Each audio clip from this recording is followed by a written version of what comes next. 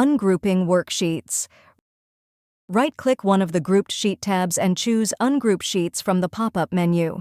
You can still regroup worksheets after making changes. Press and hold Ctrl and left-click the worksheet tabs you want grouped.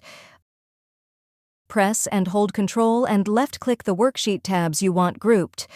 Ungroup Sheets. Press and hold Ctrl and left-click the worksheet tabs you want grouped. Ungroup Sheets.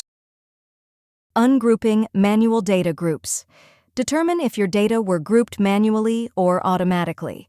Groups are sometimes created automatically by functions, like subtotal. Click the plus button to expand the group, if hidden. Click and drag to highlight all of the rows or columns in the group. Click the Data tab. Ungroup.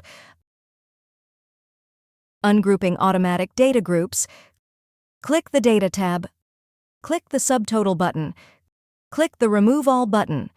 This will ungroup all data and remove the subtotals. If you found this video helpful, kindly like and subscribe. You may also click and turn on the notification bell so you can be notified from whenever we release new videos.